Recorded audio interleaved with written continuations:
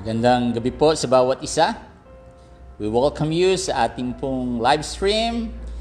It's September 29 po, Miyerkules po muli. It's our prayer meeting. Tayo po ay muling mag-aaral po ng salita ng Diyos. Kung meron po tayong Biblia, ay makibukas po kayo sa akin sa libro ng Genesis. Genesis chapter 24 verse 1. Abraham was now very old, and the Lord had blessed him in every way. He said to the senior servant in his household, the one in charge of all that he had, "Put your hand under my thigh. I want you to swear by the Lord, the God of heaven and the God of earth, that you will not get a wife for my son from the daughters of the Canaanites, among whom I am living, but will go to my country and my own relatives and get a wife for my son Isaac." May God bless the reading of His Word. Tayo po'y sandaling manalangin sa Diyos. Amang banal, salamat sa oras ng pagbubulay ng iyong salita. Salamat at lagi ka nandyan na nagpapalakas sa amin, sa aming pag-aaral ngayong gabi ng iyong salita. Alam po namin na ang buhay ay nagiging malakas lamang dahil ikaw ay kasama namin, Panginoon. Salamat po. Pinupuri ka namin at pinapasalamatan. Sa pangalan ni Jesus, na lahat po tayo magsabing, Amen and Amen. Amen. Our topic for this evening is entitled, "To a Wife for My Son." Ang asawa ng aking anak, na magiging asawa ng aking anak. So yan po ang ating pag-aaral. Medyo may konting love story po ito sa Bible. Kung ang iba ay laging may gera, may famine, may mga kung ano-anong nangyayari sa Bible, meron rin pong love story dapat. Now, ang love, ang pag-ibig ay hindi lang po yan para sa mga kabataan lamang, no? Kung may edad ka na, para rin yan sa iyo.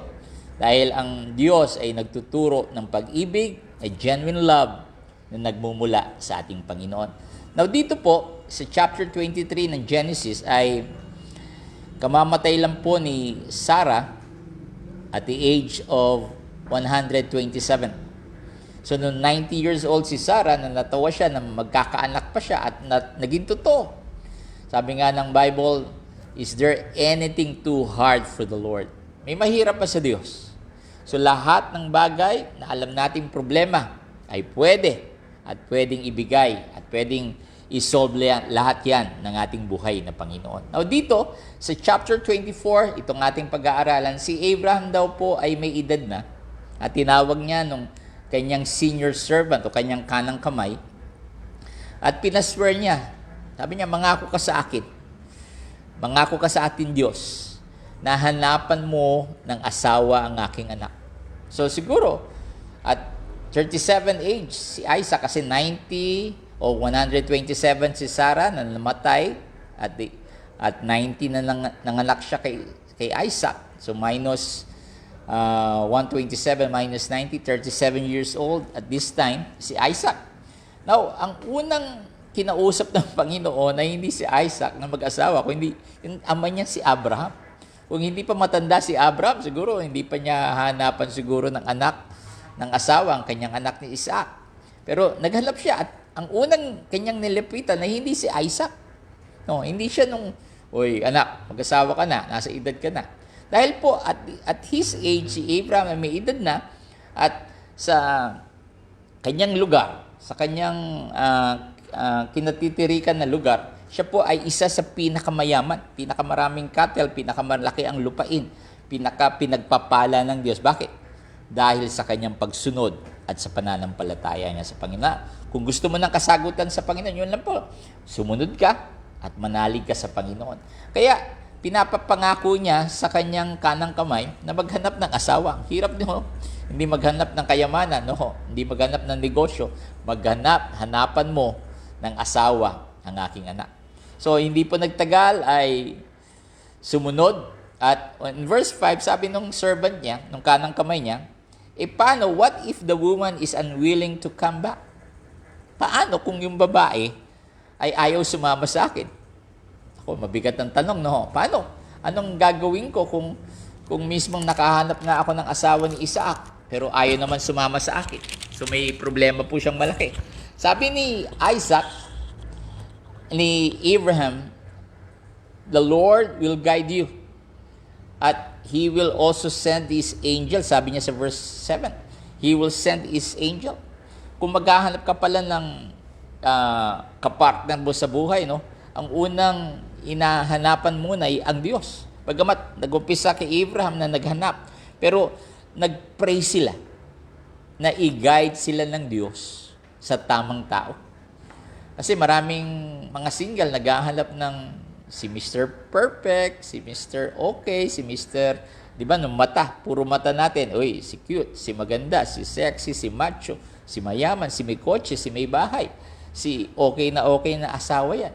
Pero dito, tinukoy nila, especially si Abraham, na hingin natin lahat ito sa Diyos. At sabi rin niya sa verse 7, ang anghel rin ng Panginoon ay gagabayan ka at ituturo ang lugar na ito. Pero siguraduhin mo, sabi niya sa verse 8, kung yung babae unwilling to come, ayaw sumama sa iyo, then you are released from your oath.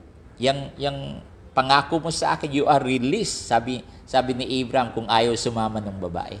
Now, in verse 10, agad-agad, yung servant niya, yung inutusan niyang kanang kamay, siguro may edad na rin to, na kasama lagi ni Abraham, na sabi nga, he was given halos authority sa lahat ng meron si Abraham, talagang kanang kamay.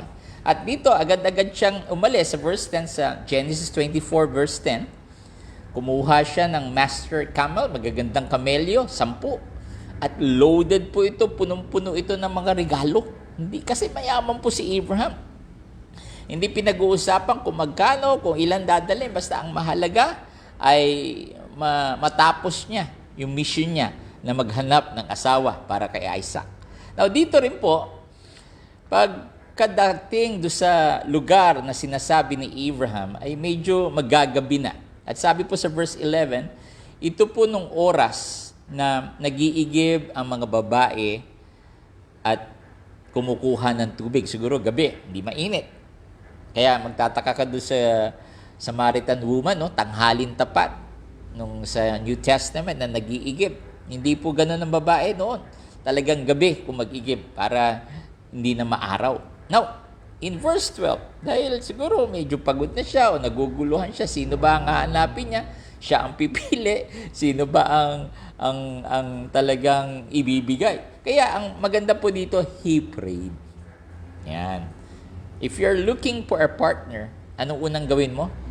Hindi yan gusto mo, hindi yan taste mo, hindi yan iniisip mong mga pangarap mong tao. No, you need to pray. Kaya sa katabi mo, sabi mo, you need to pray.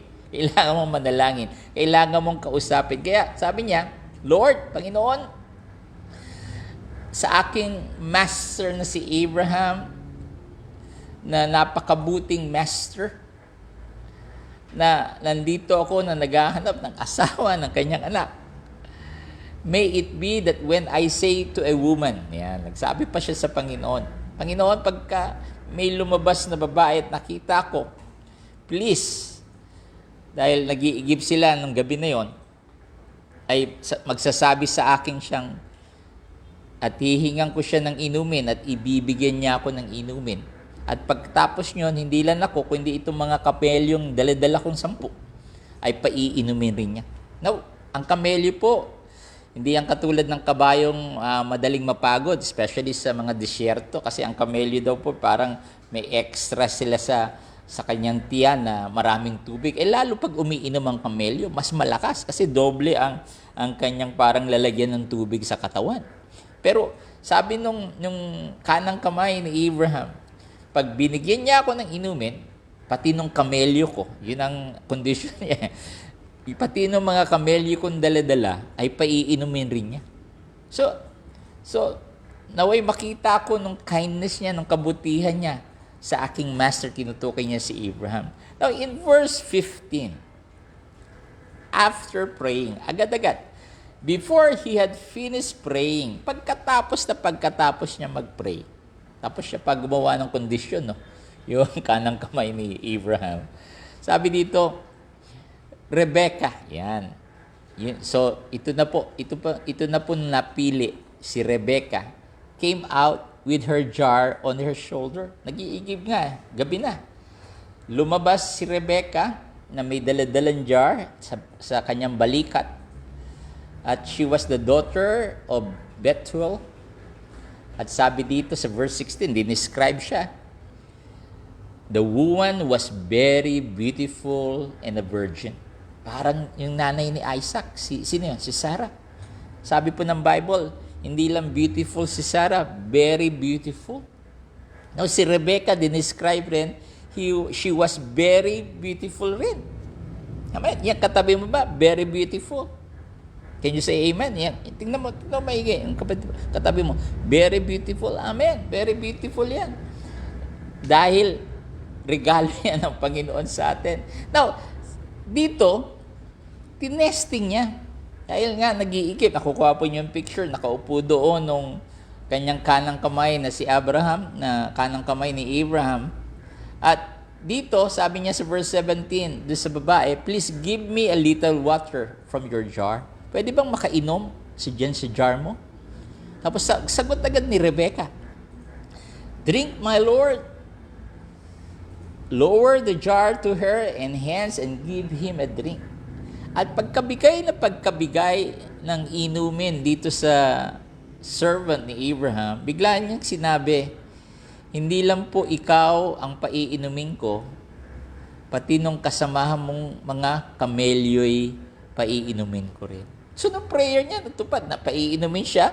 Pagkatapos niyang painumin, ay pati itong mga kamelyong dala-dala niya, ay paiinumin rin. So, yun nga nangyari. Now, in verse 21, without saying a word, parang namangha nung servant ni Abraham. Walang magawa kundi manood sa ginagawa ng babaeng si Rebecca. At dito niya, he took out his gold ring, he took out his 2 gold bracelet, at dito, tinanong niya, sino ka ba, babae? At sinabi niya, ito, ako'y anak ni Bethuel. At sinabi niya sa verse 23, pwede ba kaming makatulog dito sa lugar niyo? To spend the night? At sumagot po si Rebecca, we have plenty of straw and fodder as well as room for you and spend the night. Agad-agad nung yung alipan ni Abraham, he bowed down and worshiped the Lord. So lahat ng panalangin niya, lahat ng hinihingi niyang mga sign na maging asawa ng anak ni Abraham na si Isaac ay natupad. At dito, agad-agad si Rebecca ay tumakbo sa kanyang kapatid. Tingnan niyo sa verse 29 nung kuya ni Rebecca. Ang pangalan po, Laban. Yan na, hindi pa nanliligaw. Laban na ang pangalan ni kuya. Nakakatakot, Laban. No? At sabi diyan, he came out at kinausap ng servant. At sabi ni Laban, come, you who are blessed by Lord. Halika, ikaw na pinagpala ng Diyos. Ba't ka nasa labas? Ba't ka nandyan? Halika dito. Andito ang iyong bahay. Andito may titirahan ka. At gayon din sa iyong mga kamelyo. So, nakita agad nung alipin ni Abraham nung kindness na hinihingi niya na hindi siya magkakamaling maghanap sa inahanap niya. So, alika, in verse 33, pinapakain na po nung alipin ni Abraham. Pero sabi niya, I will not eat, sabi po sa verse 33, tingnan po niyo, Genesis 24:33, until I have told you what I have to say. Hindi mo na ako kakain hanggang hindi ko nasasabi sa iyo ang mission ko. So sabi ni Laban, ano yun? So kinuwento na nung alipin lahat, magmula pa lamang na inutusan siya ni Abraham, nangako siya, nag-oath siya kay Abraham, at gayon din sa panalangin niya na after praying, no, lahat ng binanggit niya na paiinumin siya ng babae, at gayon din ng kamelyo niya, lahat yun ay nangyari. Amen? Again, kung naghanap ka ng kapartner, yung gusto ng Lord, that's the best. Yung gusto mo siguro, hindi yan ang the best eh. Yung gusto ng Panginoon, that's the best. Kahit sa negosyo, kung naghahanap ka ng negosyo, pray to the Lord kung ano ang the best. Kung naghahanap ka ng kapartner, kung naghahanap ka ng mga tao, pray to the Lord. Lumapit at kumatok lagi sa Panginoon. Kaya sinabi yung servant ni Abraham in verse 49 ng chapter 24 ng Genesis, "Now, if you will show kindness," kung magpapakita kayo ng kabaitan, kung magpapakita kayo ng katapatan sa aking master na si Abraham, lahat ito'y matutupad. Now, in verse 50, sabi ni Laban, ang kapatid ni Rebecca, sabi ni Bethuel, tingnan niyo ang sagot nila, nung nadinig nila ng storya ng servant. Sabi nila, "This is from the Lord." Ito'y para sa Diyos. We can say nothing. Wala kaming masabi. "Here is Rebecca." Binigay na nila si Rebecca, no? "Take her and go, and let her become the wife of your master's son, as the Lord has directed." Ang bigat nito. No ho. Itong si Abraham, itong kanyang servant, okay na. Itong si Laban, okay na. Itong tatay niya si Bethuel na tatay ni Rebecca, okay na. Ang hindi pa okay ay si Rebecca at si Isaac. Sila ang pinag-uusapan dito. At ang nag-a-agree ay ibang partner, ibang tao. Ibang tao ang naniniwala. Kaya sabi ko, parang ang laki ng problema nito. Pero mo, ikaw na single, wala kang malay-malay na ikakasal ka. Ay, ano nangyari? At sabi dito po sa kwento dito, sa love story dito sa Bible kay Rebecca at kay Isaac. Dito ay inisip ko na ibibigay agad si Rebecca. Ano kaya ang mararamdaman ni Rebecca? Siguro, sasabihin niya, meron ba itong buhok? Maganda ba ang mata nito? Blue eyes ba to? May pera ba ito? Paliligayahan ba ako nito? Ito ba'y talagang totoong mabait? Ito ba'y masipag? Maraming pwedeng katanungan si Rebecca. Pero, ang maganda po dito, kahit mismo si Rebecca ay sumang-ayon sa gusto ng Panginoon. Yun ang maganda doon. That's the secret of life.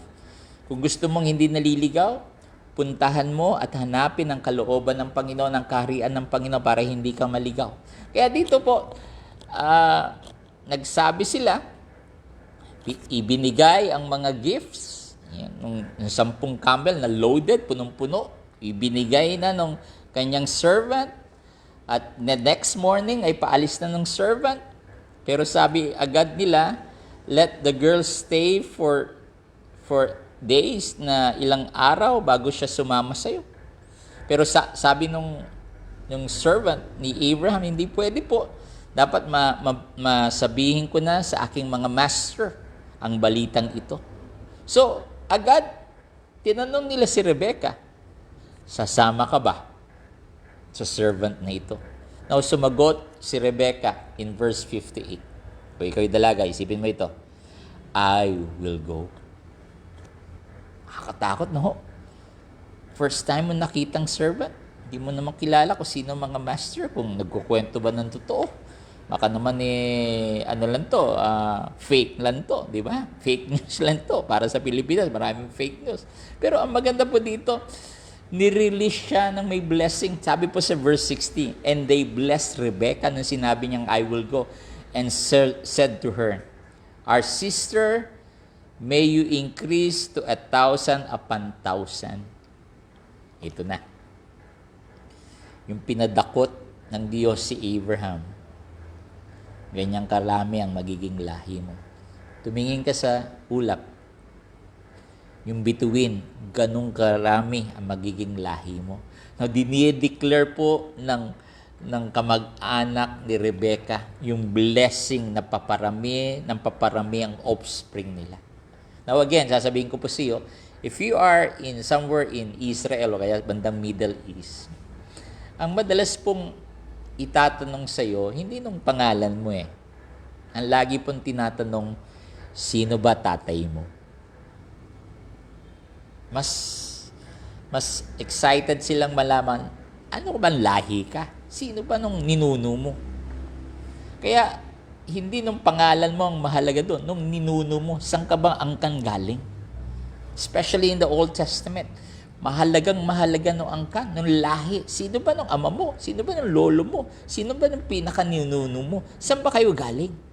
So yun po ang pinag-uusapan noon. Now, ito na po. Yeah, ito na pinaka-exciting. yung pagdating ni Rebecca sa lugar nila Isaac. Now, if you are Rebecca, how would you feel? Ikaw ba'y nananaginip? No. Sino ba? Ano ba itong napasok ko? Diba? Biglaan dito. Talo pa po, diba? Ngayon daw ay wala nang ligawan. Ang gagawin lang daw ng binata, hahawakan ng kamay ng dalaga. At pag sinabi niyang, tayo na ba? At hindi umangal, tayo na. Ganun kabilis daw ang ligawan. Pero ito, hindi pa po ito nagkikita. Wala pa po itong holding hands. Sabi ko, love story ba ito? Parang ang bilis.